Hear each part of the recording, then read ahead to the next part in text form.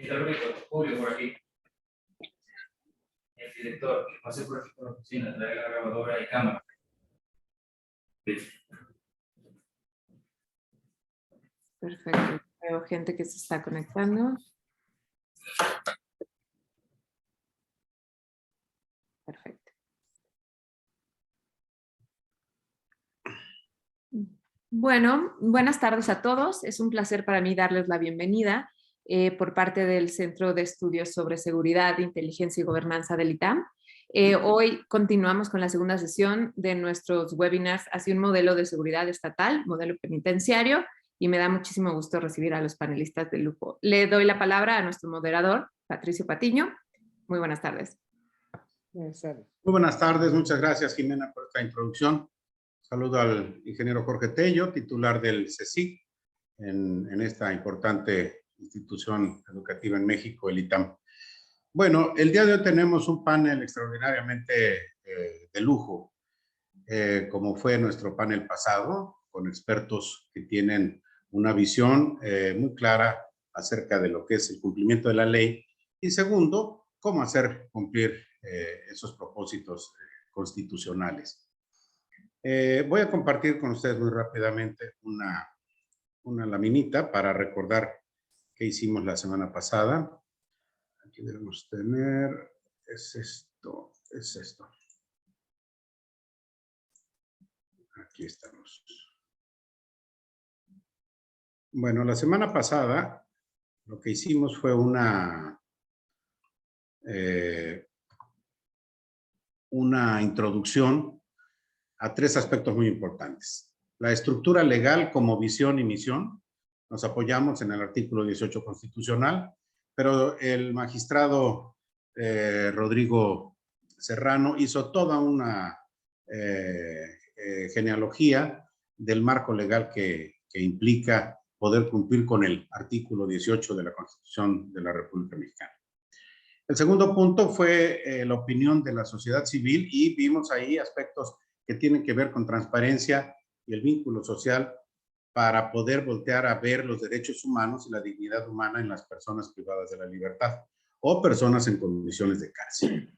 El tercer punto fue la intervención del maestro Jesús Héctor Grijalva, que nos dio las bases para tener un modelo penitenciario. Obviamente se refirió al marco normativo, a la infraestructura, a tecnología, equipamiento y, por supuesto, al capital humano. En la lógica en la que fue implementado este seminario, esta sesión está dedicada a tener tres puntos más que van a cerrar este criterio y en esta semana hubo la oportunidad de invitar al doctor Eddie Alcántara para que él nos dé una opinión desde cómo ven desde otras latitudes el tema carcelario y el cumplimiento de la ley. Entonces, el día de hoy vamos a ver operación penitenciaria con una persona que no podía ser mejor, es la doctora Mayela Almonte Solís, quien ella ha sido, pues, directora en diversas instituciones penitenciarias federales y ha tenido a su cargo sistemas penitenciarios como el de la Ciudad de México y el de Quintana Roo. Mayela nos va a abordar cómo es posible hacer reinserción social, cómo con los elementos constitucionales, el marco legal y los instrumentos de operación que tiene una cárcel, una penitenciaría, es posible cumplir. El segundo punto, y aprecio mucho la posibilidad de que esté con nosotros, estará abordado por el arquitecto Oliverio Caldas Bermúdez, quien desde Bogotá, Colombia, nos acompaña con el tema infraestructura como base para el cumplimiento normativo. Oliverio ha sido, quizá con mucho, el arquitecto que más espacios penitenciarios ha diseñado para América Latina. Y bueno, es un lujo tenerte aquí, Oliverio. Muchas gracias. El tercer punto es cómo una vez que tenemos la estructura legal, transparencia, vínculo social, bases para un modelo, cómo hacer operación penitenciaria, una infraestructura adecuada, cómo poder mejorar todo esto. Entonces vamos a ir a los estándares internacionales y a las buenas prácticas. Ello será abordado por el responsable de la American Correctional Association en México, que es el doctor siempre se me olvida su nombre, Apolonio Armenta. Disculpen ustedes. Bueno, no les resto más tiempo a los ponentes.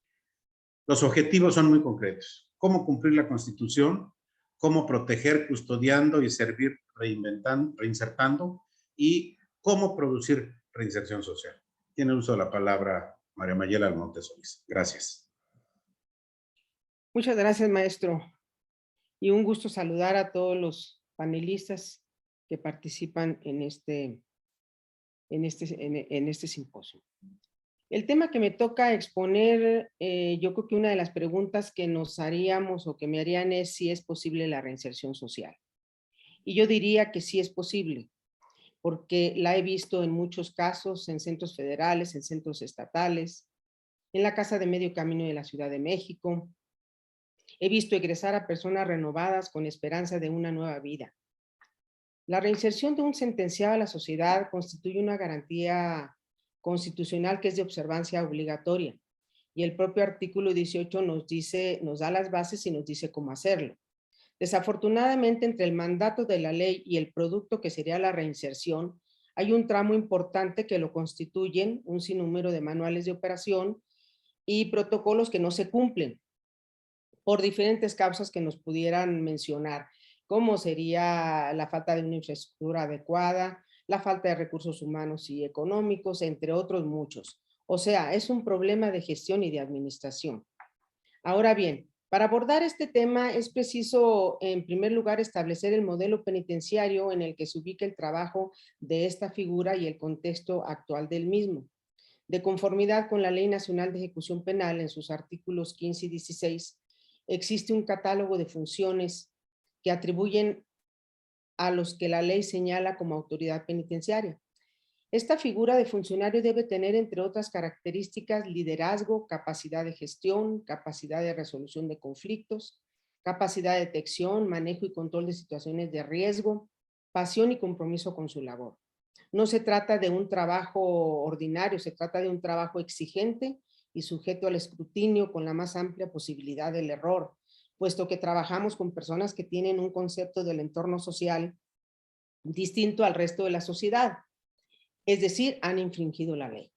El reto no es inhibir conductas a través de sistemas rígidos e intimidantes punitivos. El reto es modificar conductas que han resultado contrarias a la norma social. Ahora bien, no obstante que se hizo la reforma penal del 2008, el sistema penitenciario continúa siendo un tema olvidado, no solo por las autoridades, sino por la sociedad en general. Quizá porque es un tema que solo causa problemas y además es una carga al erario público. De ahí que continúa la deficiencia en la infraestructura, la cual no cumple con las necesidades de hacinamiento que presentan la mayoría de los estados, porque operan con establecimientos deficientes, antiguos, sobrepoblados, lo que deriva en problemas como son intentos de evasión, homicidios intramuros, tráfico de drogas, riñas, autogobierno, etc. Además de que hacen deficiente la atención a las necesidades mínimas, como son la alimentación, agua, servicios sanitarios, salud, energía eléctrica y seguridad. Reconocemos que no es fácil proponer una solución. Consideramos que lo primero que se debe hacer es tomar en cuenta los factores que agravan la crisis penitenciaria y que no son tomados en cuenta, aunque son detonantes de la problemática que he señalado. Por lo que es necesario no solo modificar las formas de combatir el fenómeno de la criminalidad, sino también la ejecución de las sanciones, y se debe hacer un uso racional de la pena de prisión, aplicando medidas cautelares y penas alternativas que la propia ley prevé. No necesitamos agregar más, es simplemente que cumplamos con las que ya existen y que las utilicemos. Reinserción social y evitar que vuelva a delinquir son conceptos paralelos, pero individuales, a los que se enfrenta el quehacer del penitenciarista. La reinserción social, por una parte, entraña aquella labor encaminada a que el individuo que cumple una pena privativa de libertad vuelva a ser aceptado por la sociedad y que éste regrese a dicho conglomerado humano siendo productivo, congruente con la función social para la cual existe este colectivo. Por su parte, evitar que el individuo vuelva a delinquir conlleva acciones conjuntas, es decir, no solo el trabajo de los establecimientos penitenciarios, sino la vinculación con el resto de lo que la ley establece como autoridades corresponsables. Es decir, se trata de un modelo inclusivo, donde se debe trabajar de forma coordinada, generando acciones específicas donde se involucra a la familia y que ésta tenga opciones para enfrentar la pena punitiva que puso en privación de la libertad a uno de sus integrantes. Esto sin duda estimula la actividad en el eje de la reinserción denominado trabajo y capacitación para el mismo. Se dice esto porque el privado de la libertad, que en gran medida se dedica a trabajos de autoempleo de tipo artesanal, que le producen un incentivo económico que beneficia a su familia, lo hace de manera independiente a los programas de su plan de actividades. Esto ante la carencia que presenta la institución penitenciaria para ofrecer un verdadero empleo calificado. De ahí que es necesario que se considere el trabajo y la capacitación para el mismo como los pilares constitucionales en los que descanse la reinserción social. Quienes hemos dedicado gran parte de nuestra vida profesional a esta compleja tarea, seguimos y seguiremos trabajando para que a pesar de las dificultades que enfrentamos día a día, podamos ser capaces de brindarle a los privados de la libertad las herramientas mínimas para que puedan hacer llevadera su vida en prisión, para que al obtener su libertad cuenten por lo menos con un oficio que sea el medio que les permita enfrentar su vida en libertad y consecuentemente evitar la reincidencia. Por lo tanto, el trabajo y la capacitación para el mismo deben ser una prioridad. Para que el trabajo penitenciario pueda ser un verdadero medio que contribuya a la resocialización de los sentenciados, es indispensable impulsar una política penitenciaria transversal en la que se involucren diversas instancias de gobierno y sociedad, es decir, todos los entes corresponsables al sistema penitenciario. El reto es detonar una industria penitenciaria en la que se capacite en oficios calificados a los sentenciados y la propuesta es formalizar el trabajo penitenciario a efecto de que se determine que un porcentaje de las compras de algunos productos que actualmente adquieren las diversas dependencias de los 3 niveles de gobierno puedan ser producidas en las cárceles y éstas se conviertan en sus proveedores. Productos como pueden ser imprenta, uniformes, calzado, muebles para oficina, muebles para escuelas, ropa de hospital, microagricultura para el autoconsumo de los propios reclusorios, entre otras muchas actividades que se pueden implementar. Esto nos permitiría, aparte de proporcionar a los privados de la libertad una fuente de ingresos y ocupación, cumplir con la capacitación acreditable y certificada, de tal manera que al egresar de la prisión contarán con la capacitación de un oficio calificado que les permitirá autoemplearse con apoyo en un microcrédito, el cual, de acuerdo a su comportamiento y avance en su reinserción, podrá adquirirlo. Otro reto importante sería lograr que los privados de la libertad se adhieran a los planes de actividades ante la falta de infraestructura y de personal. No se puede lograr una adherencia supervisada y controlada. Es decir, el privado de la libertad ante la forma peculiar en la que concibe sus derechos y obligaciones resulta voluntariosa y en muchos casos solo se adhieren cuando encuentran un beneficio por ley para obtener su libertad. En tanto, se diluyen entre el grueso de la población para no participar en los programas institucionales diseñados para lograr su reinserción. En este contexto se abre una ventana de oportunidad para mejorar y definir mediante un modelo integral al sistema penitenciario donde se privilegien los mejores aspectos del penitenciarismo puro, es decir, donde los perfiles de los operadores sean bien definidos y sean personas bien enfocadas en el manejo de conductas anti y parasociales, los que conformen las plantillas de personal dentro de los establecimientos dedicados a estas tareas y que los encargados de la gestión interinstitucional lleven a cabo esa correlación de forma efectiva para que desde el ámbito de su competencia cada autoridad corresponsable forme parte de los ejes de la reinserción, involucrando no solo al privado de la libertad, sino también a su familia, a su entorno, teniendo como plataformas las casas de medio camino o instituciones abiertas, debiendo ser estas las antesalas de la libertad de manera que sea efectiva esa reinserción que tan románticamente nos habla la ley. Puedo concluir que desde el punto de vista de la operación, el modelo debe de incluir 2 ejes que sean a su vez multidisciplinarios.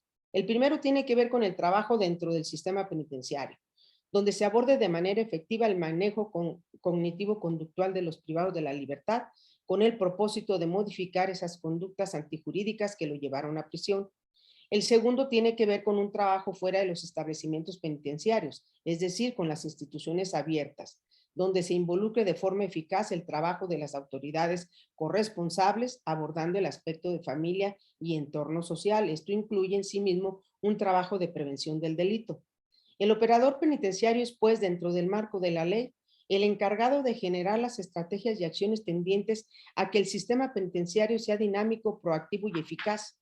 Si el operador penitenciario cuenta con los elementos básicos para proveer a los privados de la libertad, como son alimentación, agua, servicios sanitarios, una vida digna, atención, etcétera, será posible la reinserción. Si el operador provee al personal de seguridad, técnico, médicos, de jurídico, de mantenimiento, las herramientas necesarias para la operación de los programas, tendremos reinserción y no rencor social. Y termino con esto. El sistema penitenciario para mucha gente es un hobby, para otros representa dinero, pero para los que hemos dedicado la mayor parte de nuestra vida profesional al penitenciarismo es una vocación. Por lo tanto, el operador penitenciario debe tener vocación para ello. Y con esto termino, maestro. Muchas gracias.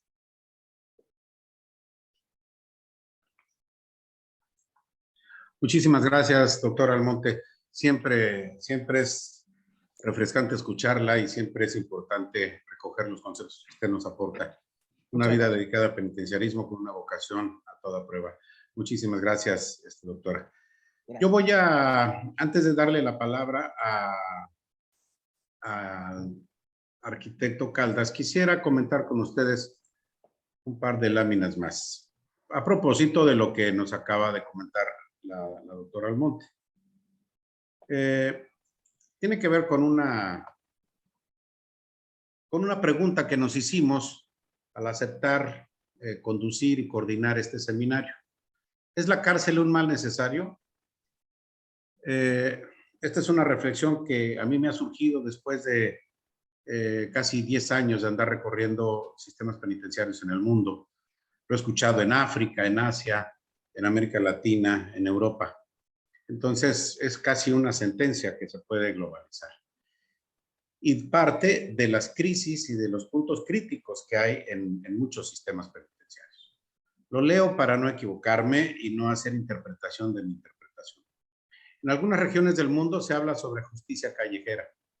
Esta noción se refiere a que los sistemas de justicia penal y penitenciario operan en condiciones de debilidad estructural crítica, lo que deriva en que el sistema penitenciario no existe. Es decir, quizás haya alguna forma de justicia, pero es imposible saber cómo se cumplirá, ya que no hay prisiones eficientes o seguras que permitan hacer cumplir las sentencias.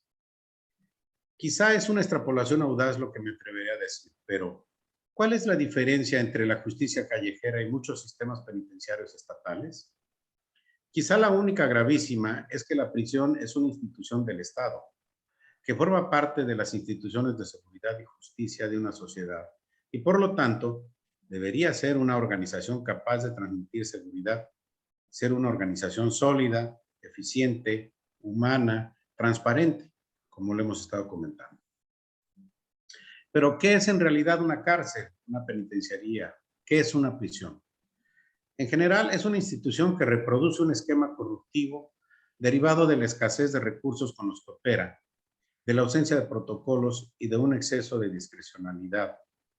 En cambio, la justicia callejera es simplemente eso, la posibilidad de castigo directo, sin costos aparentes para el gobierno, pero con radicales costos para la sociedad, porque se basa en la ley del más fuerte.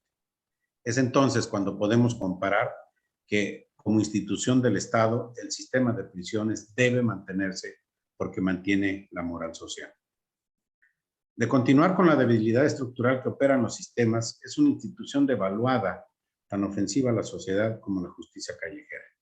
Por eso la reflexión sobre un modelo estatal de prisiones y por eso siempre bienvenido este tipo de reflexiones. Bueno, con esta nota, ahora le pido al arquitecto Oliverio Caldas si hace uso de la palabra por los siguientes 12, 13 minutos para exponernos la importancia que tiene el considerar desde la infraestructura carcelaria la posibilidad del cumplimiento legal. Es decir, como bien decía la doctora Almonte, ¿cómo vamos a generar industria penitenciaria si muchas cárceles no tienen ni siquiera un espacio para un taller formativo, para hacer tareas artesanales? Entonces, Si no hay un espacio donde hacer industria, estamos incumpliendo la ley. Desde ahí estamos arrancando en incumplir con la Constitución.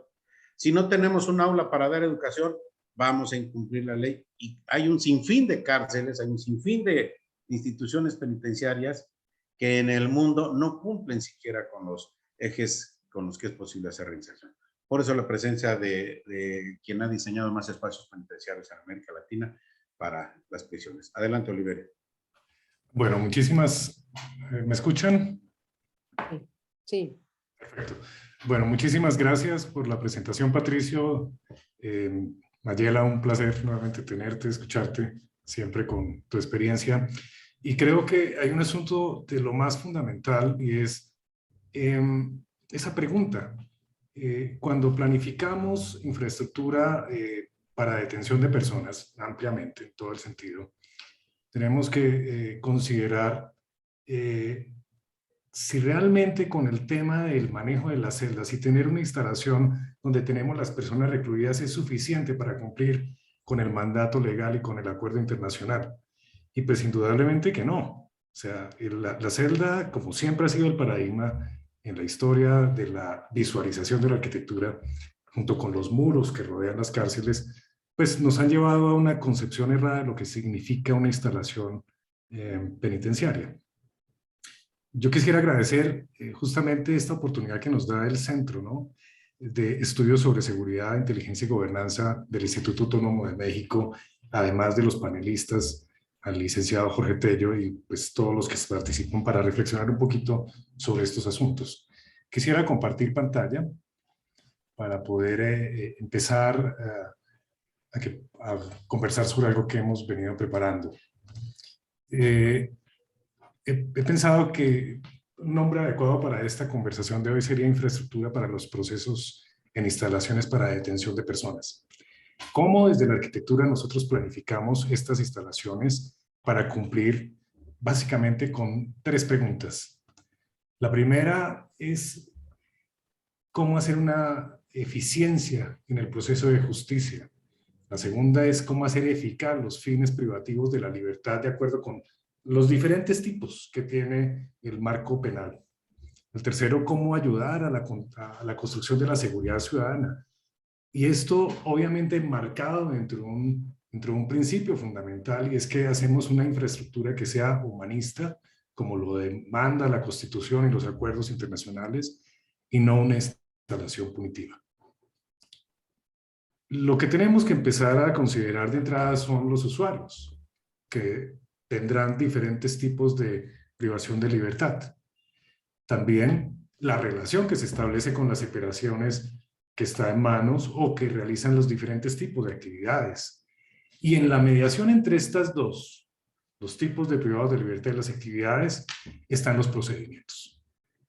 Junto con el marco espacial donde se dan esas relaciones humanas y sociales, que es la infraestructura, se suscitan las condiciones de habitabilidad adecuadas para definir el tipo y el tamaño de la infraestructura. Esto aparentemente básico, desgraciadamente se ha reducido en nuestro sistema de planeación únicamente a considerar espacios de contenedores de personas, olvidando todo lo demás que es la razón de ser de la infraestructura. ¿Qué relación hay entre el sistema de justicia penal y esta infraestructura? Otra pregunta de base que a veces olvidamos, y es que definitivamente tenemos diferentes sitios de detención de personas que tienen objetivos y finalidades o utilidades distintas.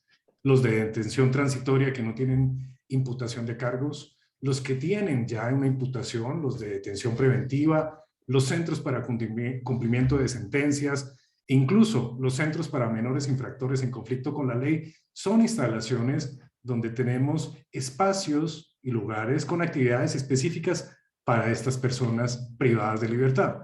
Pero adicionalmente hay un marco importante que es el constitucional. Nuestras constituciones hablan de un reglamento, de una visión y una idea de país y de futuro de la sociedad de ese país basada en principios humanistas, en reglamentos que como lo explicaba la doctora Almeida, y en la semana pasada veíamos de que existe la reglamentación suficiente para esto, que está también en relación con un sistema de justicia penal, tanto en los temas de los reglamentos del penitenciario como del proceso penal mismo, y naturalmente marcados dentro de unos acuerdos internacionales, que son desde las reglas Mandela, las de Bangkok, Beijing, de La Habana, etcétera, dentro de otra cantidad de listas, junto con los estándares y códigos que van desde la habitabilidad y reglas de reclusión hasta los propios de construcción y manuales de operación. De acuerdo a cada tipo de proceso en transitiva, preventiva, transitoria, de sentencias, hay una demanda de actividades que podemos simplificar para todos los casos en acciones de atención, de relación con el sistema judicial, de lo que denominamos tratamiento, del gobierno, la administración y la logística y la seguridad de esas instalaciones. Y cada una de estas instalaciones, sea el tipo del proceso, tienen relaciones con cada uno de estos paquetes de actividades en donde, aplicando a manera simplemente de ejemplo, en la parte izquierda aparecen los diferentes tipos y son las reglas Mandela. Por ejemplo, la 1 a la 85 que aplica a todos, desde la 122, la 111 a la 120 en detención transitoria, de la 111 a la 122 las de detención preventiva, y desde la 86 a la 108 para cumplimiento de sentencias, se elaboran unas prácticas que tienen unos fines esperados muy específicos. Esas relaciones determinan los procedimientos entre los objetivos del proceso, las demandas de actividades, y en esa interacción entre esas tres variables surgen las relaciones y el tipo de infraestructura en términos de dimensionamiento que necesitamos. Ahora bien, las condiciones de habitabilidad. Las condiciones de habitabilidad es para lo que servimos los arquitectos. Nosotros tomamos esas variables de la ley, de la justicia, de la aspiración constitucional, de las demandas y los tipos y las actividades que se van a desarrollar, y lo convertimos en límites, en muros, en paredes, en espacios que tienen unas condiciones. Traigo a colación esta imagen de la más reciente versión de la Guía Técnica de Planificación de Prisiones de UNOPS, el estándar mínimo de las reglas Mandela aplicado a la planeación de infraestructura, y la imagen de entrada es contundente. Habla dentro de las consideraciones ambientales que una cárcel que solamente se preocupa por una celda es una cárcel inhumana, es decir, está por fuera del estándar internacional, que a esta misma, desde las condiciones ambientales para todos los espacios, hay que tener condiciones adecuadas de acceso a la luz natural, de una ventilación, de una relación también con la naturaleza, de unas conexiones con la comunidad. Hay que tener una atención muy importante hacia la atención del sonido, al uso del color, a la incorporación creativa de las respuestas operacionales de seguridad, de actividad en la construcción de esos espacios, y también lo que demandan las actividades. Cada una de estas actividades, por ejemplo, de atención, demandan desde temas tan básicos como el ingreso y la clasificación, el espacio para dormir, los lugares para la alimentación, la accesibilidad para todos los actores, una atención en salud básica, los temas de agua, de higiene, también la relación con las unidades judiciales, no solamente para las personas que llegan detenidas por la policía, sino que también el aparataje de la justicia pueda operar en lo que tiene que ver con los procesos de las sentencias, con los procesos de los juicios y demás. Por supuesto, lo que tiene que ver con el tratamiento penitenciario, que no es otra cosa distinta a preparar a los internos para su vida en libertad, como los programas de educación, los temas de cultura, los lugares de aprendizaje, de oficios y también de industria penitenciaria. Naturalmente, una cárcel o un establecimiento de seguridad, sea cualquier tipo, sin una administración adecuada, una logística es inviable. Y por supuesto, los temas propios de la seguridad, tanto física como procedimental, y por supuesto de los soportes que ella necesita para que pueda operar. Entonces es un conjunto muy complejo de variables que están perfectamente enlazadas para conseguir esos fines que tenemos en las instalaciones. Este repaso gráfico es simplemente una manera para ver, una invitación para ver de manera rápida cómo lo hemos hecho en algunos ejemplos. ¿Cómo es que hemos pasado de esta idea a la materialización? Algunos ejemplos de cómo hemos diseñado estos espacios atendiendo todas estas variables operativas, de actividades y ambientales para crear la arquitectura adecuada en espacios que ya están en uso, donde lo que tratamos de hacer, es nuestro trabajo, es conciliar en el espacio construido estas variables para que los operadores puedan desarrollar su función de manera adecuada y eficaz y eficiente.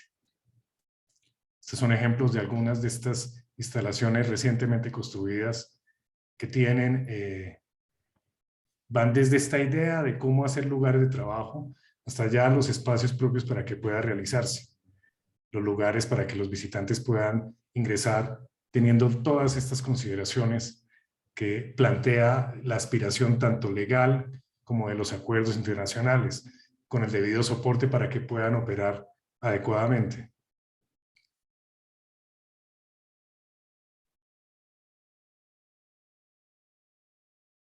Este es un centro de internamiento para ejecución de penas judiciales en Quintana Roo, en proceso de hace un par de años que, bueno, está en proceso.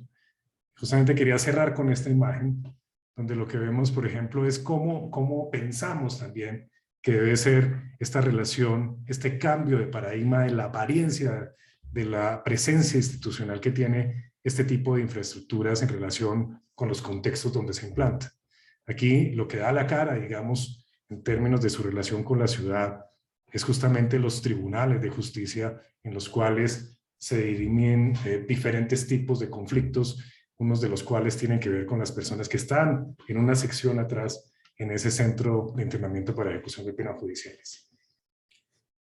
Yo quisiera terminar ahora con simplemente una reflexión. La reflexión es que definitivamente una infraestructura de esta naturaleza necesita 3 patas. Es una mesa que tiene 3 patas. Si alguna de las patas falla, el sistema no funciona. Una pata se llama infraestructura, la otra pata se llama personal y la otra pata se llaman procedimientos.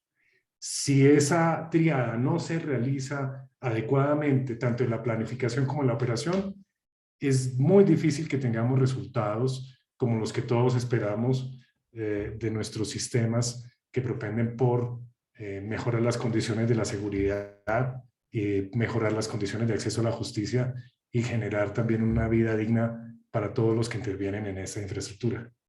Bueno, esa es la presentación y muchas gracias.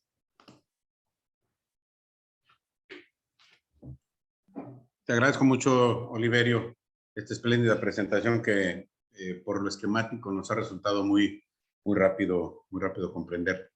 Bueno, pues ese es el trabajo que siempre buscamos cuando estamos empezando a pensar en una cárcel, tener un arquitecto a un lado para que vaya interpretando todo lo que se va a necesitar y se vaya poniendo en orden y en cantidad adecuada para que sea una facilidad, no una infraestructura que no nos sirva para hacer inserción. Ya veo aquí a Polonio Armenta en la imagen. Bueno, Apolonio, pues la invitación que te hicimos a participar en este seminario tiene que ver muy sencillamente con el tema de los estándares de actuación. Para quienes nos escuchan, para el panel, hay una etapa, no obstante los diagnósticos tan críticos que hay sobre los sistemas penitenciarios nacionales o estatales, hay una etapa en la que algunos sistemas empiezan a funcionar correctamente y cumplen su misión, cumplen su posibilidad de hacer reinserción social. Y esa etapa se identifica cuando hay una determinada eficiencia dentro de la operación sistémica. La operación sistémica de la cárcel tiene que ver entonces, como ya lo comentó la doctora Almonte, como ya lo comentó el arquitecto Calas, con protocolos y sus respectivos procedimientos. Cuando los protocolos o los procedimientos empiezan a incumplirse, el sistema empieza a sufrir, porque no hay un objetivo por cumplir. Y entonces empezamos a perder una gran cantidad de de opciones que la administración nos va dando y que esa gestión se va complicando. Entonces, estas opciones tienen que ver con la eficiencia en su conjunto. Cuando empezamos a dejar de ser eficientes, el técnico penitenciario incumple su función. La ineficiencia nos lleva a que el psicólogo no hace correctamente su trabajo. ¿Por qué? Porque quizás no tiene los elementos que le ayuden a hacer su trabajo en el momento y en la oportunidad adecuada. La cocina empieza a sufrir. Si no hay una buena cocina, si no hay las fatigas con las que se va a llevar a cabo el cumplimiento de los tercios alimenticios de la población penitenciaria, ¿cómo vamos a cumplir? Ya no digan ustedes siquiera en términos de la ingesta calórica o proteica que debe llevar cada alimento, sino ya no se cumple. Entonces, los protocolos sistemáticos de operar y sus procedimientos pasan a ser el lubricante que le va dando al administrador penitenciario la capacidad de cumplir todas las metas del día y en consecuencia cumplir las metas de la semana, del mes, del año y en consecuencia cumplir con la reinserción social. La participación de Apolonio Armenta tiene que ver con eso. Él es un responsable penitenciario actualmente en el estado de Coahuila, México. Tiene a su cargo el sistema penitenciario y es además el representante de la Asociación de Correccionales de América, la ACA por sus siglas. Y yo te pediría, Apolonio, nos ilustres en los siguientes 12 minutos con el trabajo tan importante que tiene que ver con la certificación de una cárcel y que al llegar a una certificación de una prisión, lo único que hemos hecho es llegar a un punto óptimo para seguir en un proceso de mejora continua. Así es como entendemos esto y bueno, tú tienes la experiencia y el micrófono. Amigo, antes que nada, mil gracias por la invitación. Maye, un gustazo verte y Igualmente. escucharte. La verdad es que un placer pues ver gente aquí de República Dominicana. Hace unos cuantos años estuve por allá conociendo el sistema y a Oliverio acá en Bogotá también estuvimos por ahí. Y justo les voy a platicar en el caso de Bogotá, esta parte de la Asociación de Correccionales, en qué nos quedamos allá en Colombia, precisamente en Bogotá. Y no puedo dejar pasar esto, amigo. Patricio, deja decirte que justamente si vamos a hablar de estándares internacionales, ya Mayela nos explicó con su gran expertise en temas penitenciarios, tanto federales como estatales, cuál ha sido el dolor de cabeza del sistema penitenciario en México. Ya nos lo explicó ahorita el arquitecto Calderas, cómo la parte de la infraestructura tiene que ver con esos procesos de reinserción. Hace unos días platicaba con el doctor Patiño y justamente era eso, o sea, pues sí, ahí está la reinserción y ya lo discutieron ampliamente la semana pasada del marco legal. Tenemos un marco legal extraordinario que nos permitiría tener una reinserción adecuada.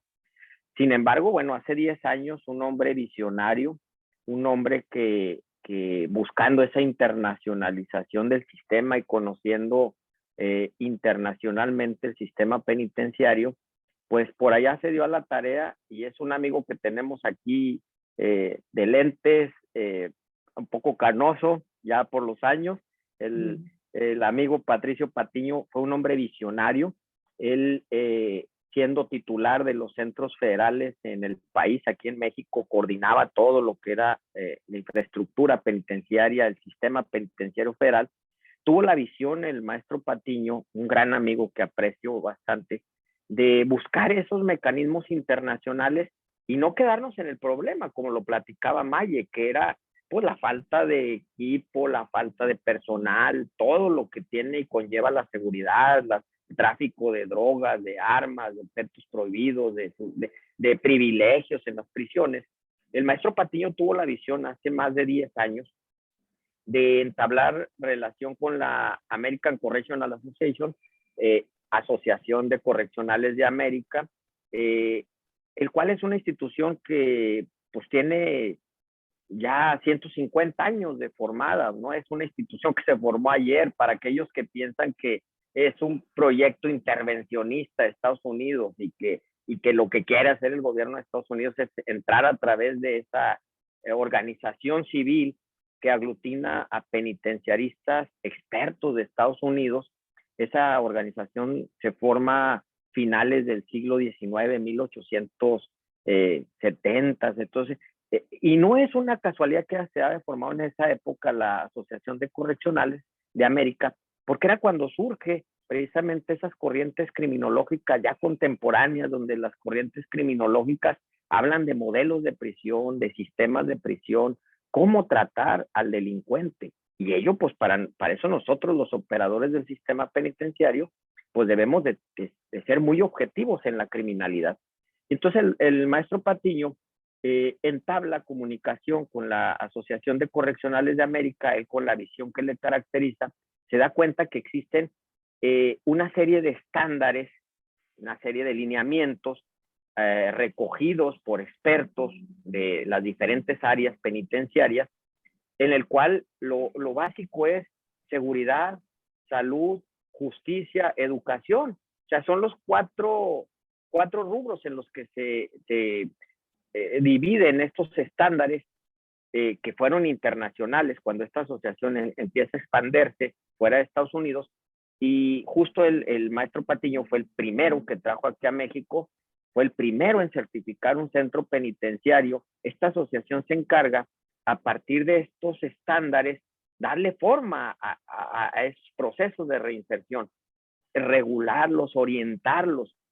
¿Para qué? Pues precisamente para evitar lo que nos decía Maye, ¿no? Las cosas prohibidas o lo oscuro del sistema penitenciario.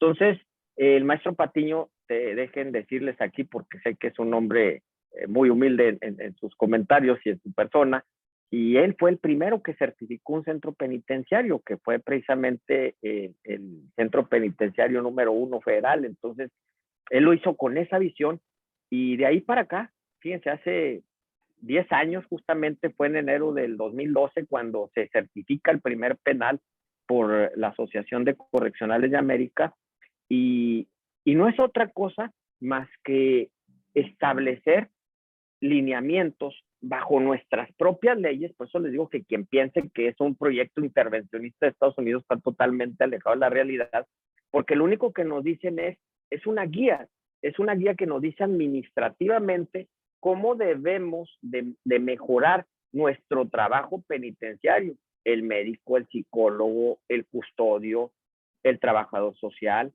el propio directivo.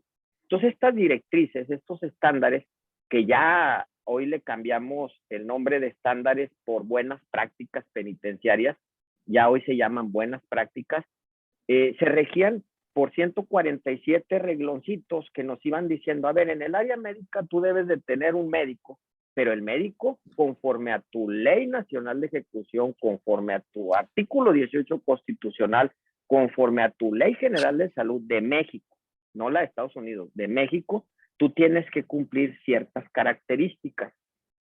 Y así son 147 estándares que hoy se llaman buenas prácticas. Y esas buenas prácticas precisamente a los que nos llevan es tener un sistema de justicia penal, un sistema penitenciario ordenado, un sistema penitenciario funcional, un sistema penitenciario eficaz. Ellos no vienen a los penales y te dicen, oye, es que tienes que cambiar la forma de pasar lista. Oye, tienes que cambiar la forma de consultar. No, la ley de salud, la ley nacional de ejecución dice que debemos de garantizar la salud de los internos. Y ellos me dicen, ¿cómo la garantizas? Demuéstrame a mi Asociación de Correccionales de América que les garantizas el servicio a la salud, a la atención médica.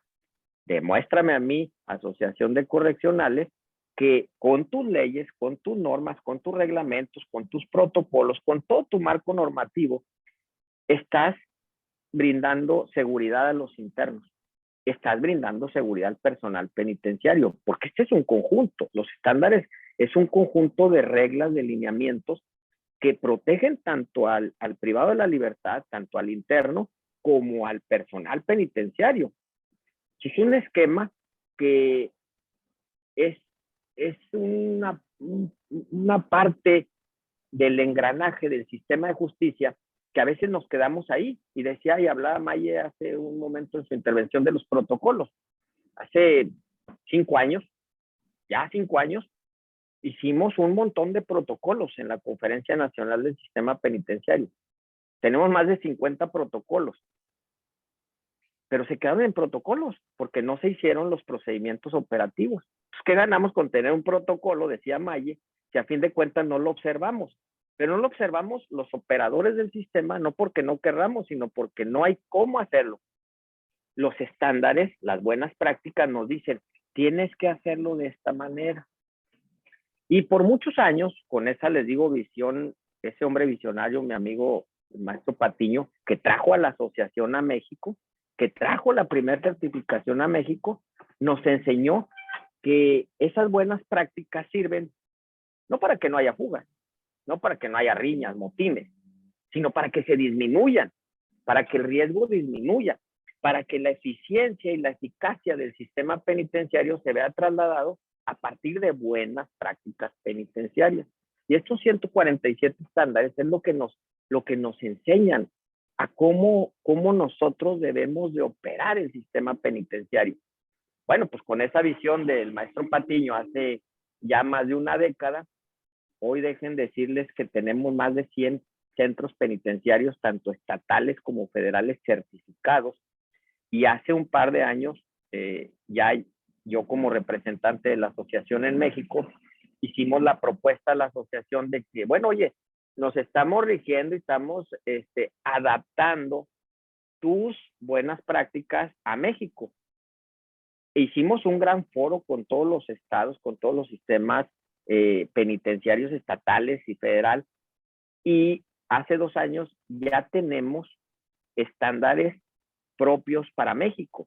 Buenas prácticas, el cuadernillo con el que vienen los auditores de la Asociación de Correccionales para decir si te certifican o no. Ellos no te van a calificar, no te van a desheredar, no te van a quitar ni un peso de tu presupuesto. O sea, no se involucran en nada que tiene que ver con la cuestión jurídica del sistema. Vienen a ver las buenas prácticas. Y hasta hace un par de años eran 2 auditores norteamericanos que eran expertos, son expertos penitenciarios, gente que tiene 30, 40 años trabajando en el sistema penitenciario en Estados Unidos, en los rubros de la salud, de la educación, de la seguridad. Y ellos vienen y dicen, ok, tus reglas están de esta manera y las estás cumpliendo. Palomita. Oye, ¿no les estás dando bien de comer?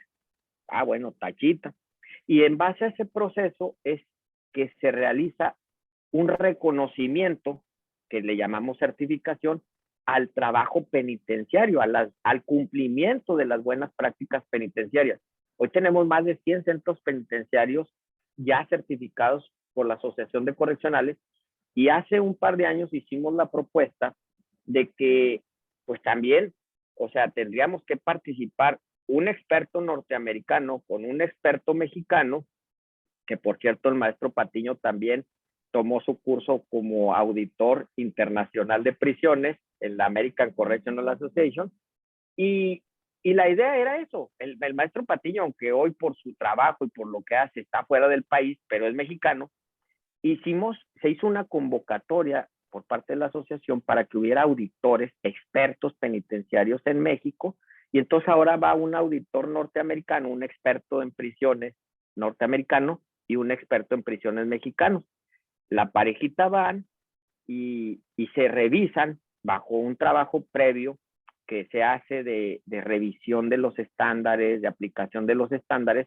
Llegan los auditores y esta pareja de auditores, un norteamericano y un mexicano, son los que validamos, porque bueno, también junto con mi amigo el maestro Patiño, somos auditores y eventualmente vamos a cubrir esa parte de las auditorías. Perdón. Y nosotros validamos que se están cumpliendo esas buenas prácticas. Y se lo digo en mi experiencia de auditor. Yo no vengo y le digo al sistema penitenciario de Guanajuato o de Yucatán, oye, es que tienes que cambiar esta forma en la cual tú revisas a tus visitas. No, si tú haces conforme a lo que dice tu reglamento, los procedimientos necesarios para garantizar la seguridad tanto de los internos como de los visitantes y del personal, entonces tú estás cumpliendo esa buena práctica. Y les digo, las buenas prácticas, hoy el manual de estándares o de buenas prácticas ya está adecuado a nuestro marco normativo.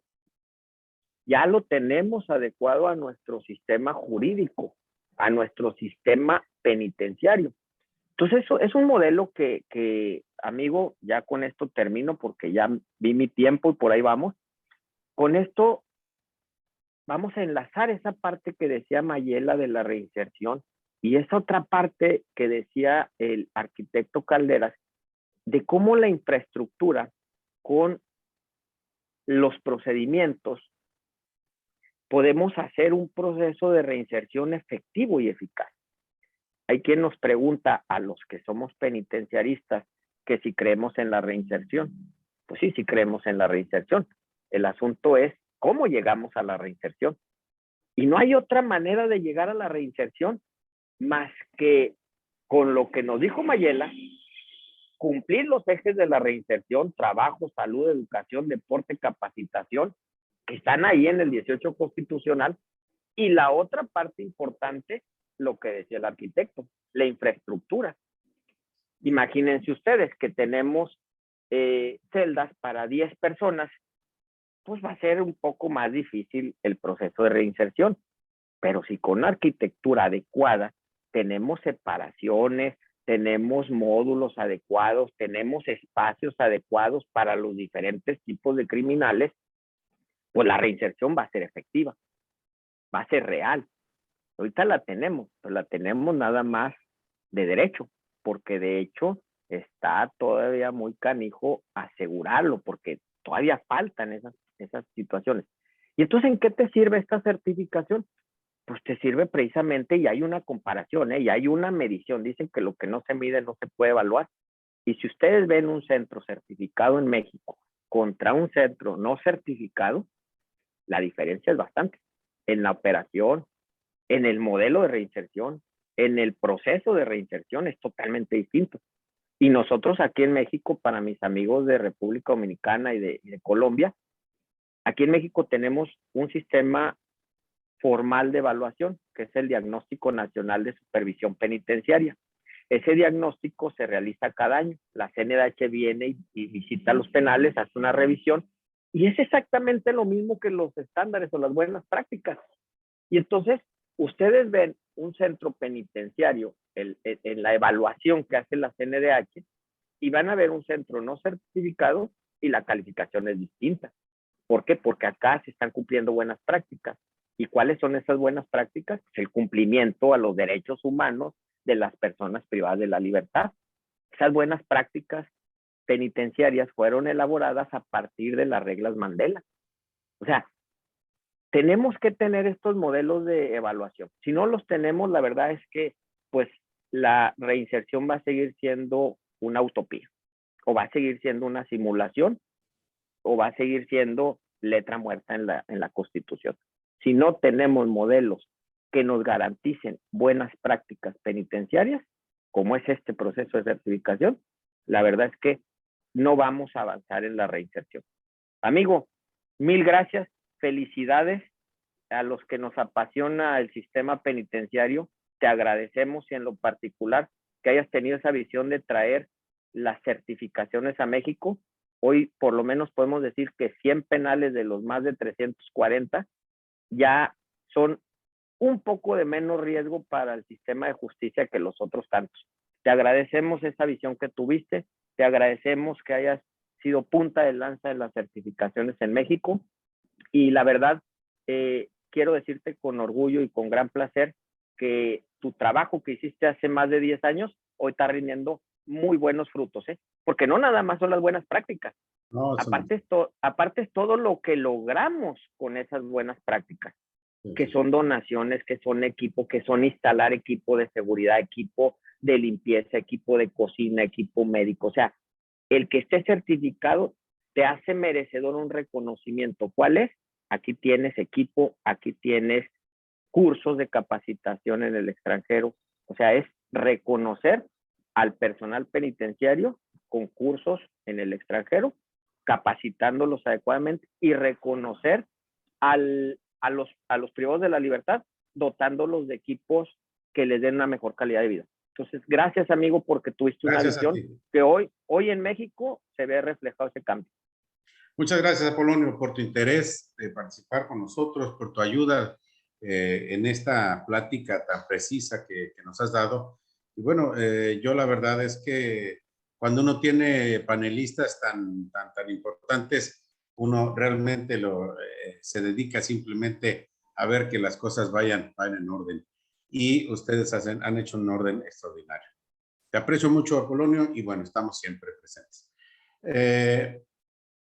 Los siguientes minutos nos va a platicar aquí, vamos a conversar con el doctor Eddie Alcántara, un extraordinario amigo de acá de República Dominicana, que hace mucho honor siempre a dos conceptos. Él es un abogado, entonces depende de que siendo doctor en leyes, pues la honestidad es un eje de su actuación pública.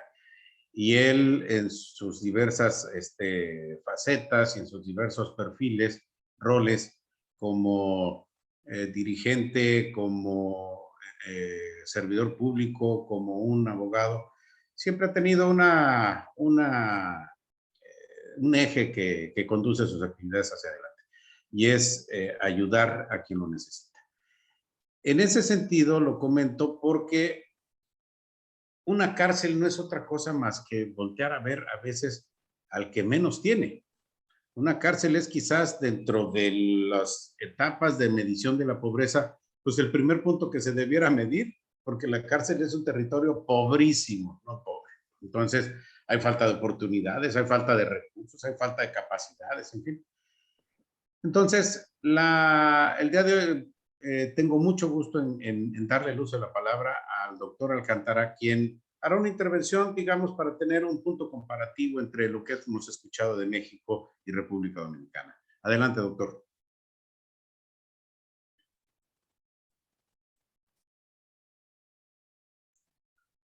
Eddie, está apagado tu micrófono. No te estamos oyendo porque está apagado tu micrófono.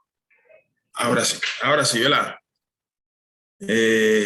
Gracias, doctor Patiño, gracias a los panelistas por darnos la oportunidad de aprender de ellos sobre el tema de la reinserción en los modelos penitenciarios. Y debo compartir con ustedes una experiencia extraordinaria a partir del tema que se está debatiendo. La primera tesis universitaria que nosotros hicimos fue precisamente sobre el sistema penitenciario en la República Dominicana y la forma de excarcelación en el año de 1994. Y en ese momento nosotros hacíamos una comparación de los sistemas penitenciarios de toda la región con el comportamiento del manejo de este sistema en la República Dominicana. Y también le hemos dado seguimiento a todo lo que han sido los planteamientos de quienes han sido gestores del sistema penitenciario en la República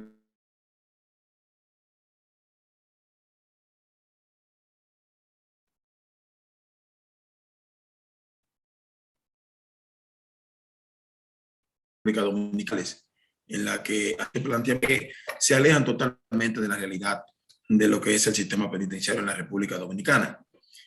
Nosotros aquí tenemos, podemos decir que aunque se ha hecho público y se ha internacionalizado como información el hecho de que tenemos dos sistemas, uno tradicional y uno sistema penitenciario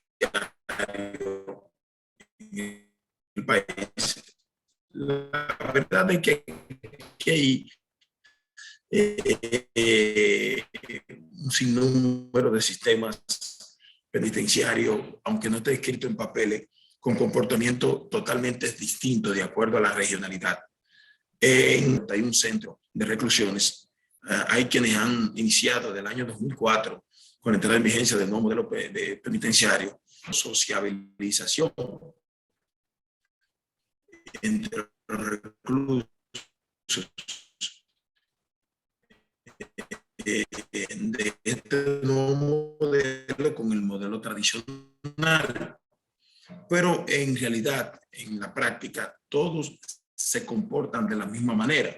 Algunos centros con mayores facilidades de educación, de acceso a la salud, acceso a otro tipo de facilidades que otras cárceles no lo tienen.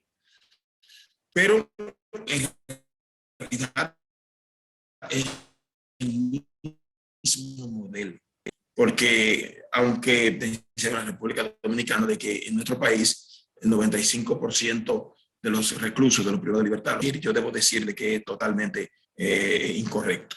En la República Dominicana, producto de que aquí, al igual que la mayoría de los países, incluyendo creo que México también, que son privados de libertad y que todavía están esperando una condena definitiva, cumpliendo pena, con aquellos que todavía están esperando o están de forma preventiva esperando una sanción. Además de que no existe aquí en la República Dominicana y en la mayoría de los países la división por categoría de cuando hablamos de seguridad y de modelo penitenciario para la República Dominicana, que no lo hemos implementado porque todavía no tenemos los mecanismos para hacerlo. Pero entiendo que sería viable el que nosotros tengamos que dividir por categoría de delito los reclusos privados de libertad, tanto sentenciados o cumpliendo condena. Y entiendo que eso evitaría que alguien que haya sido privado de su libertad por un hecho delictivo determinado, ya estando en cárcel, entonces pudiera aprender otro tipo de oficio delincuencial o delictivo, como está ocurriendo en la República Dominicana, que alguien llega a un modelo penitenciario definitivo, no importando cuál fuese de los dos, y cuando termina siendo mezclado con otros reclusos que han sido condenados o esperando condena por hechos diferentes, terminan entonces graduándose o aprendiendo ese otro oficio delictivo. Y por eso en la República Dominicana es difícil que podamos exhibir una reinserción real de los reclusos a la sociedad cuando cumplan condena. Aquí, en la República Dominicana, los datos estadísticos son totalmente divorciados a lo que se han dado a conocer en foros internacionales. Nosotros lo hemos dicho cuando tenemos la oportunidad de participar y hablar de seguridad.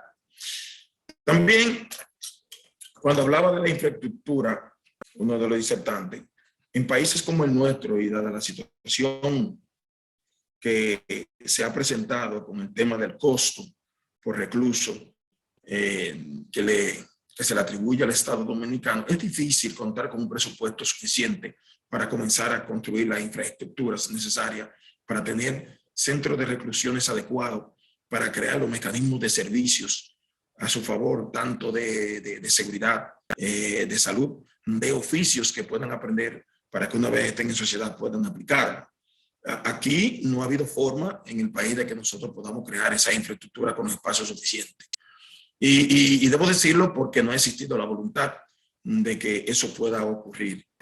Desde el año 2004, cuando se hablaba, y reitero, de un nuevo modelo penitenciario para ir llevando todo ese viejo modelo a constituirlo en un solo modelo de reinserción efectivo, pues si no han dado resultados los 21 de esos 40, o de los 22 o 23 de esos 41 centros que nosotros tenemos, entonces no es necesario terminar de convertir esos 20 que faltan en un nuevo modelo penitenciario, porque el comportamiento, la actuación,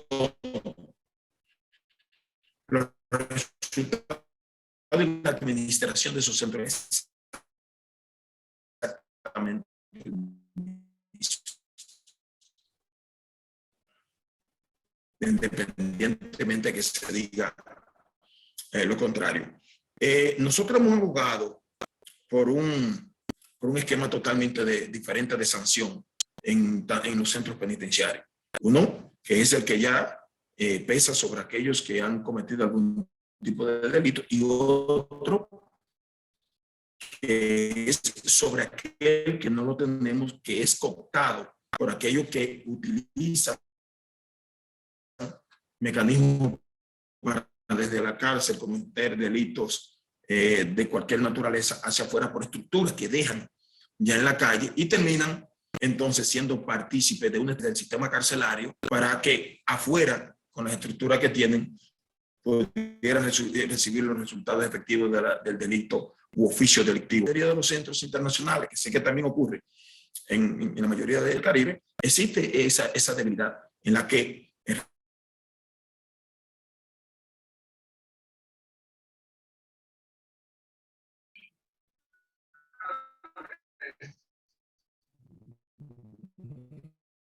ok, ahí conectando de nuevo.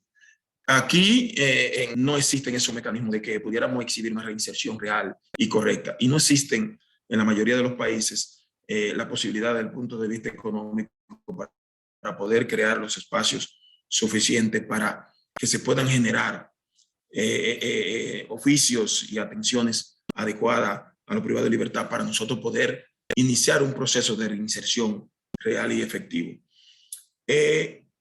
Creo que al igual que nos ocurrió a nosotros, que en el año 2002 nosotros incursionamos en un nuevo modelo de procedimiento desde el punto de vista punible con el objetivo de disminuir el sistema carcelario y fue una copia básicamente de los países que tienen menos situaciones desde el punto de vista de la delincuencia que la República Dominicana, y lo que ha hecho es que ha motivado a la comisión del delito, porque en vez de disminuir el sistema carcelario, aumentó, porque ese modelo de procedimiento punibles en el país, pues sencillamente ha incentivado el delito, y por eso tenemos una población carcelaria desbordada. Y nadie ha tenido el interés en estos momentos de enfocar su mirada a ese tema.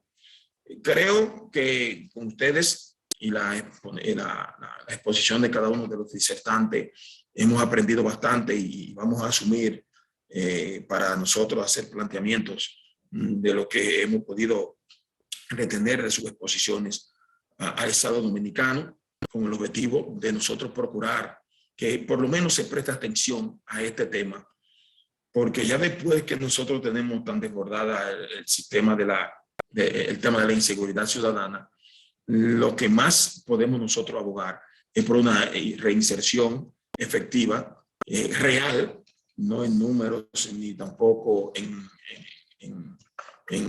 disertaciones nacionales e internacionales que están alejadas totalmente de la realidad. Y sí puedo decirle a ustedes que independientemente de que el artículo 40 de la Constitución de la República, numeral 16, habla que el objetivo de la privación de libertad, cuando se comete un hecho determinado, es tratar de lograr una reinserción de la persona que pudo haber cometido el hecho. En la República Dominicana, por motivo de ese mecanismo procesal que tenemos en la Comisión de los Delitos, es difícil que el que llegue al sistema penitenciario de la República Dominicana no salga remotivado a la comisión de nuevos delitos cuando obtiene su libertad. Y esas son debilidades que nosotros tenemos y que tenemos que hacer una conjunción de todos los planteamientos de ustedes con las ideas que puedan surgir en la República Dominicana para que en un futuro podamos nosotros poder decir que tenemos aquí un sistema carcelario efectivo y que nos va a devolver a los privados de libertad con otro tipo de conducta cuando ya esté reinsertado en la sociedad dominicana. Gracias a usted, doctor Patiño, gracias a los panelistas y hemos aprendido mucho de ustedes. Muchas gracias a ti, Eddie. La verdad es que era importante escuchar una opinión desde afuera, porque normalmente nos vamos quedando con los elementos de análisis que a veces se nos vuelven un tanto repetitivos y nos da eso que se llama ceguera de taller. Entonces no tenemos el alcance para estar haciendo análisis. Y siempre es útil tener una visión, tener una opinión desde afuera para que podamos ver cómo van las cosas. Hay ejercicios de derecho comparado que ayudan mucho para que esto pueda caminar por una mejor ruta. Gracias por tu interés y por tu tiempo, Eddie, por habernos acompañado en esta tarde. Vamos a seguir con los siguientes 20 minutos. Vamos a destinar unos minutos aquí a un intercambio entre los panelistas, quien quiera hacer uso de la palabra, con gusto.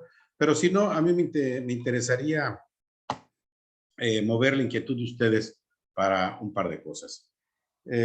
Por ejemplo, quien quiere abordar el tema de las diferentes instalaciones penitenciarias y que Bueno, en cada una hay protocolos, hay procedimientos distintos en consecuencia, y por supuesto son instalaciones que tienen una diversidad que tenemos que apreciar para poder empezar a hablar con propiedad acerca de un sistema.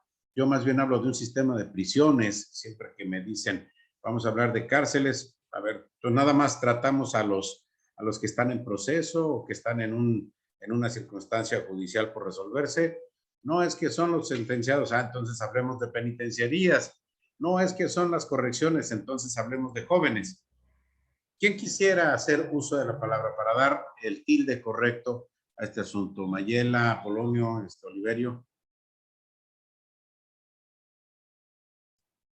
Pues si me lo permiten, yo podría empezar a ver si como... La clasificación que hicimos ahora, o la que presenté ahorita, fue desde los temas de infraestructura, pero fíjense que para poder armar una infraestructura uno tiene que tener claramente cuál es el objetivo de esa infraestructura. Un centro de detención transitoria, es decir, personas que no están imputadas de delito, pero que están arrestadas, tiene unas reglas de juego muy distintas a un centro de detención transitoria. Y eso resulta fundamental porque a veces cometemos errores básicos como de hacer y planificar instalaciones pensando en una finalidad cuando realmente desde el marco legal es otra. Si comparamos, por ejemplo, la utilidad que tiene un centro de cumplimiento de sentencias donde las personas ya están condenadas, tiene unas reglas de juego, unas reglas de operación, unas demandas de espacios muy distintas a uno de detención transitoria o preventiva. Eso solamente hablando de centros de prisión cerrada. Entonces yo sí creo que la pregunta es muy pertinente porque aquí hay que entender cuáles son las variables y una de ellas tiene que ver las actividades que se desarrollan en un marco de tiempo preciso. Hay algo que nosotros en la universidad cuando hacíamos un ejercicio con las prisiones nos dimos cuenta y es que el tema del manejo del tiempo es una de las referentes clave en todo el asunto. Hace poco participamos en una planificación también de unas instalaciones. Yo mismo estoy haciendo ahora una misma para mi país, para detención transitoria. Y fíjense que la diferencia de utilizar el mismo criterio en diferentes países tiene implicaciones en infraestructura muy distintas, a pesar de que hablamos de lo mismo. Una cosa es una detención transitoria de 36 horas. Otra cosa es una detención transitoria que se puede demorar hasta un mes o más. Entonces, las reglas de juego, las cargas para el sistema, tanto en la parte tributaria como en la parte operacional, son completamente diferentes. Entonces, yo creo que eso es muy importante tenerlo en consideración desde el momento de la concepción y, por supuesto, desde el momento mismo de la operación y puesta en marcha, para que sea eficaz y eficiente el proceso de planificación y, por supuesto, de la futura operación de esa infraestructura. Muchas gracias. Gracias, Oliverio. A mí me sorprendió muy gratamente en la primera ocasión que estuve con este tema en la Universidad Nacional de Colombia, ver que el tema de cárceles se llevaba como proyecto, como planificación en la Facultad de Bellas Artes. Entonces, se me hizo absolutamente fuera de lugar que un tema tan complicado, tan árido, tan difícil para la sociedad, tan feo, digamos, no, este asunto no tiene, no da, ¿cómo se dice? No da muchas luces, ¿no? Entonces, la sorpresa fue que en la Facultad de Bellas Artes se llevaba a cabo esta planificación. Todo tiene que ver porque en la Facultad de Bellas Artes está ubicada la Escuela de Arquitectura y bueno, la arquitectura, si no está resuelta correctamente, el sistema de prisiones va a sufrir. Va a sufrir, ¿por qué? Porque no hay las facilidades adecuadas, no hay las facilidades para cumplir y no hay la posibilidad de avanzar. Gracias por tu participación, Oliverio. El doctor Almonte, te quiero preguntar ahorita que te veo ahí en la pantalla. Así, en un minuto, ¿qué recomiendas a cualquier administrador de prisiones, de cárcel, de penitenciaría, del centro correccional, de un centro de detención preventiva? Yo te escuché alguna ocasión a ti una frase extraordinaria que se me quedó y la repito siempre que es necesario. Nadie se opone al buen trato. Y tú tenías buen trato. Tú tenías siempre muy buen trato en todas las responsabilidades que tuviste. Yo en eso podría resumir, digamos, una aspiración. Si yo tuviese que dar una capacitación, yo diría, a ver, den buen trato, ¿no? Den el buen trato, den un trato adecuado a cada circunstancia y a cada persona. Pero, digamos, ¿qué otro elemento se pone en esta fórmula para que podamos incorporarlo en la propuesta de modelo de prisiones que hagamos y razonadamente lo sostengamos? Ese es el punto, ¿no? Sí, muchas gracias, maestro. Yo creo que eso es fundamental, esto que acaba usted de mencionar, el buen trato, el tratarles como seres humanos, porque eso es lo que son, no han incumplido la ley, pero son tan iguales como nosotros y la única diferencia entre ellos y nosotros, entre el privado de la libertad y nosotros, es que ellos están cumpliendo una sentencia producto de la comisión de un delito. Pero han fallado a la sociedad, sí, pero desafortunadamente pues son estigmatizados. Bueno, uno de las principales situaciones es que ellos pues son personas que siempre no tuvieron las oportunidades porque la misma sociedad se las negó, ¿no? De bienestar, de educación, de salud, de trabajo, de amor, etcétera. Entonces, si nosotros, ellos cuando ingresan a la prisión, yo siempre he dicho que ven al personal penitenciario como parte de su familia, se llega a convertir en parte de su familia. ¿Por qué? Porque una gran mayoría de los privados de la libertad son abandonados, sufren de abandono familiar cuando están en la prisión. Ellos a veces lo que quieren es que uno los escuche.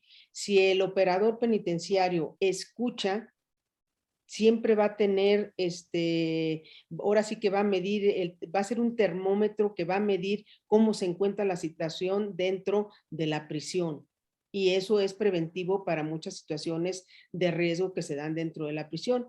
Yo, pues afortunadamente, en todas las responsabilidades que tuve en centros federales como directora, afortunadamente nunca tuve problemas desaguisados, como luego dicen. ¿Por qué? Porque siempre medíamos esa situación como, bueno, a través de estar cerca de ellos. Okay. Desafortunadamente, pues yo ya lo comenté hace rato, ¿no? A las personas que se les nombra como responsables de las prisiones, muchos de ellos, y así lo digo con esa palabra, muchos de ellos, son improvisados. Entonces, bueno, no conocen y les da miedo inclusive ingresar a población.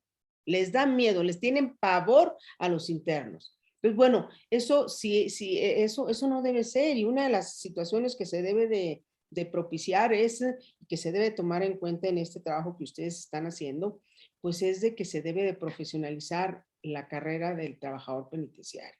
Correcto. Eso es muy importante. Y correcto, que estén cerca de ellos, de los internos. Eso recomendaría yo, maestro. Muchísimas gracias, Mayela. Y bueno, Apolonio, a mí me interesaría una opinión tuya, un minuto, un par de minutos, una opinión tuya acerca de cómo iniciar un proceso de certificación. Es decir, llegas, tocas la puerta de una prisión y dices, oye, venimos a certificar. Y te dicen, adelante. ¿Por dónde se empieza? ¿Cuál es la prioridad? ¿Qué se requiere? Todo el mundo siempre pregunta, ¿y cuánto cuesta eso? ¿No? A veces no cuesta nada, porque es poner en orden muchas cosas que están desordenadas en las instalaciones.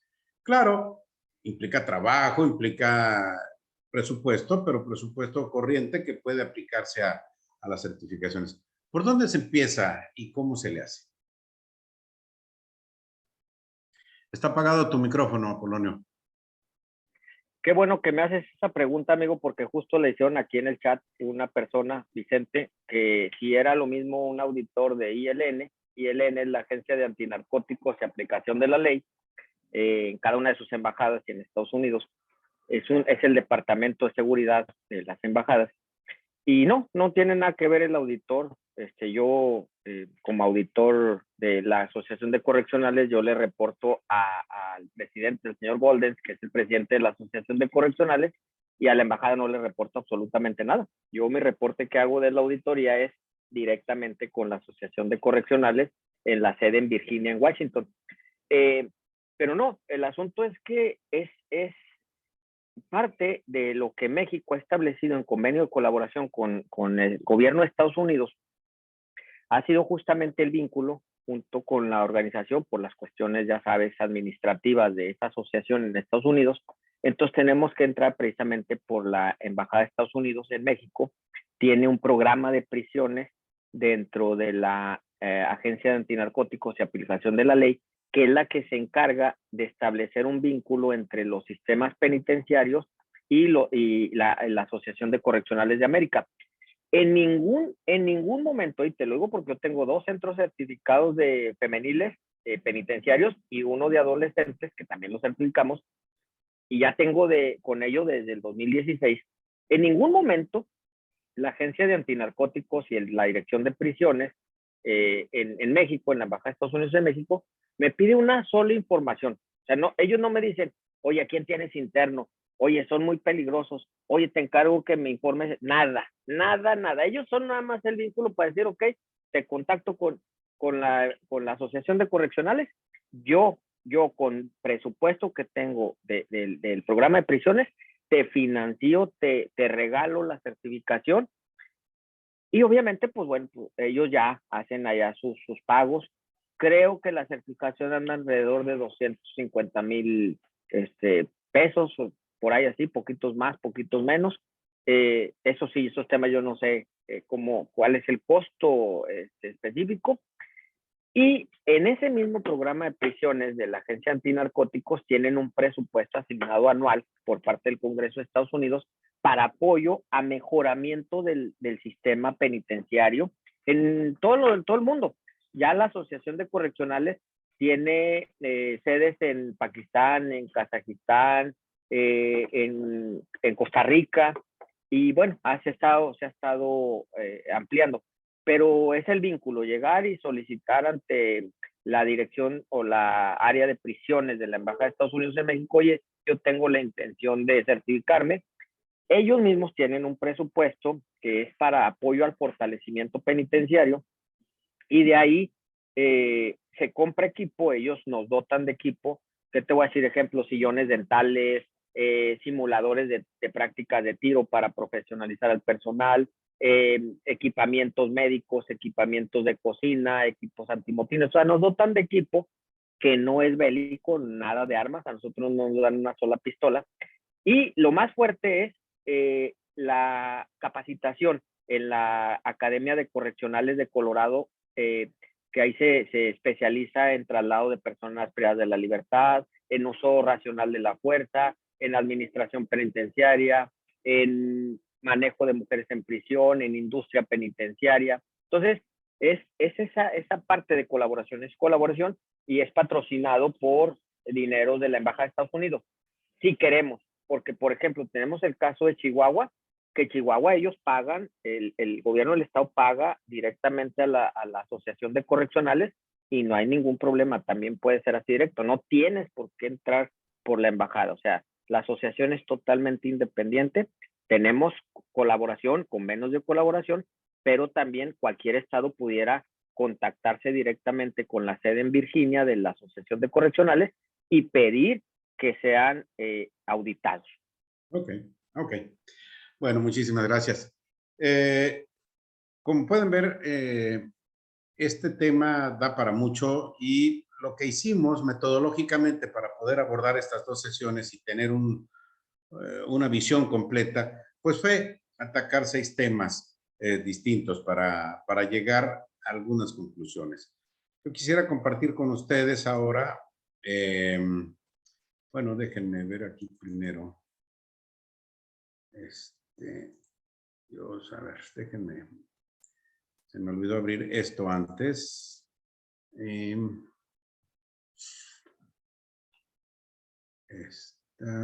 ver. Bueno, yo estuve preparando una una nota para compartirla con ustedes en la que estuviésemos. No, no es esto. Ahora yo me voy a complicar la vida con esta cosa. Bueno, no encuentro aquí el. Creo que es esta. No, sesión 2. No.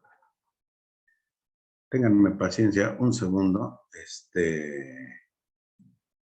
Ténganme paciencia un segundo.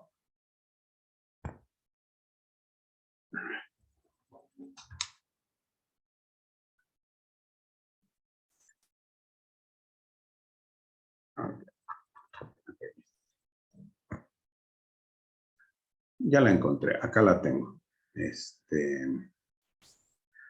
Bueno, es aquí. Yo estuve ya preparando algunas conclusiones para que, si están de acuerdo, podamos dar por concluidos esta segunda sesión. Bueno, ¿sí me escuchan? Perdón. Perfectamente. Ok, gracias. Bueno. Muy bien. Sí, todo bien. Son 4 o 5 conclusiones ahí. Con excepciones, en materia penitenciaria, lo que dice la ley normalmente es un enunciado y lo que ofrece la realidad es inversamente proporcional al mandato legal. Por eso era importante ver que no es nada más nuestra realidad. Ya el doctor Alcántara también hablaba de esta complicación tan fuerte que hay en República Dominicana acerca de esta convivencia de dos sistemas, el viejo sistema penitenciario y el nuevo modelo, que, bueno, es muy loable el impulso del segundo modelo, pero lo que ha generado al paso del tiempo es inequidad, porque unos internos están en muy buenas condiciones y otros están en pésimas condiciones. Entonces, digamos, el mandato de la ley, que es lo que a nosotros nos mueve que se cumpla, ser constitucionalistas en ese sentido, es pues que se cumpla la ley, ¿no? Que se cumpla desde la operación, desde la arquitectura, desde los ejes de la reinserción, desde la seguridad, desde la plataforma que tienen que ser las cárceles, como las prisiones, como instalaciones estratégicas de un país, y que eso se pueda cumplir, digamos, no debiera tener complicaciones. Sin embargo, en muchas ocasiones, en gran porcentaje, lo que se obtiene son cárceles o sistemas punitivos. Segundo, así como en la música, el agudo sin el grave no producen sinfonía, o en la educación no hay pedagogía sin didáctica, podemos decir que en materia penitenciaria no hay modelo de reinserción social sin marco normativo, infraestructura, tecnología, equipamiento y capital humano. La clave que une las partes del modelo son los protocolos sistemáticos de operar y sus respectivos procedimientos. Sin ellos no hay reinserción social, pues se cumple la vieja frase, lo que no se mide no se puede modificar. Ya lo comentaba también Apolonio. Finalmente, el sistema penitenciario es la clave que inicia el proceso de seguridad pública. Muchos penitenciaristas estamos de acuerdo en eso. Quizás algunos policías o muchos policías no estarían de acuerdo y privilegien el tema de primero es la policía y al último es la cárcel. Nosotros lo creemos al revés por 3 razones importantes. La primera, porque en la cárcel, en la penitenciaría, en la prisión, está el modus operandi de la delincuencia. Y eso para un policía es vital. Entonces hay una fuente de información que se está perdiendo. Segundo, hay información. Y esa información puede convertirse en inteligencia. Y tercero, se sirve protegiendo y se protege custodiando y se sirve reinsertando.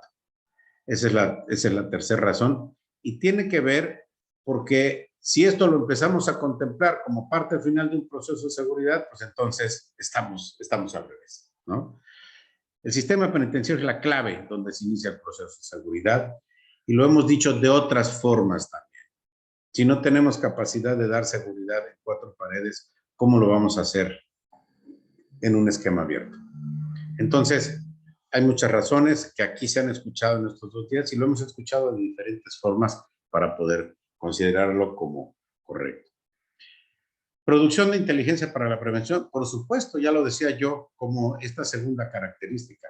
Hay una gran cantidad de información ahí que esa información puede cruzar todo el ciclo de inteligencia para hacer información oportuna preventivamente contra la delincuencia. Jesús Grijalva hablaba la semana pasada de la voluntad política, que lo puso como un esquema importante, vital para que el tema se gestione correctamente. Él lo vivió y en el sistema penitenciario en Baja California, y yo pude testificar que sin voluntad política eso nunca se hubiera corregido, la crisis que a él le llamaron para corregir.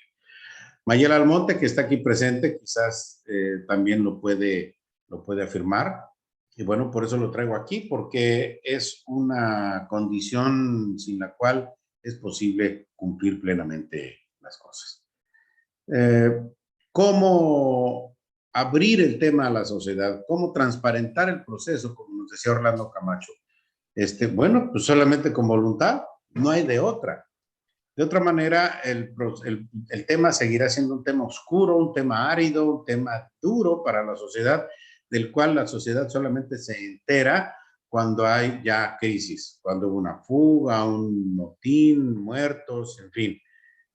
Hoy por hoy, por ejemplo, en las cárceles de Ecuador se vive una emergencia brutal, ¿no? Por más de 300 muertos en el primer trimestre del año. Dentro de las cárceles en el primer bimestre del año, dije, en el primer bimestre es una desgracia que puede pararse. Y el último, eficiencia como correa de transmisión en la cadena para generar reinserción social. Esta eficiencia es la que genera el cumplimiento de protocolos sistemáticos de operar y sus respectivos procedimientos. Una nota que quiero dejar aquí como conclusión final de mi intervención es que en las reglas Mandela se inició desde el 2016 la conducción de la guía técnica para la planificación de prisiones. Y el año pasado, tanto el arquitecto Caldas como un servidor pudimos hacer aportaciones a estas reglas Mandela desde el punto de vista de la guía para la planificación de prisiones. Y nos sentimos muy contentos porque pudimos incorporar dentro de la guía la aplicación de los procesos, de los protocolos sistemáticos de operar y sus procedimientos. Yo creo que, y tomando simplemente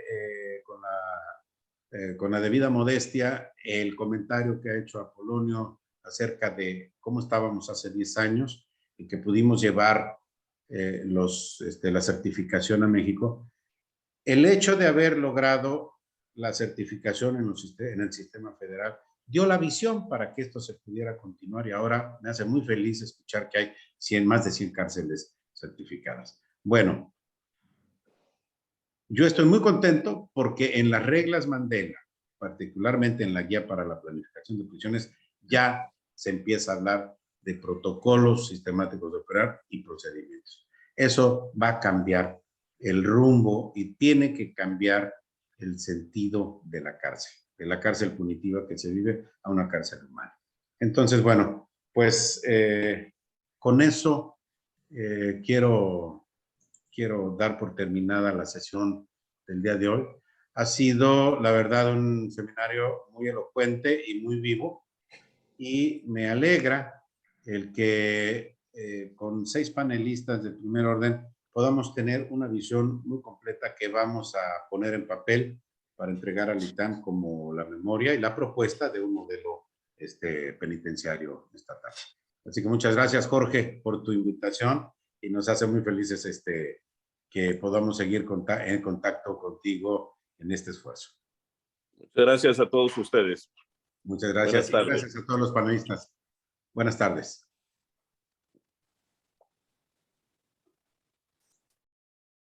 Listo.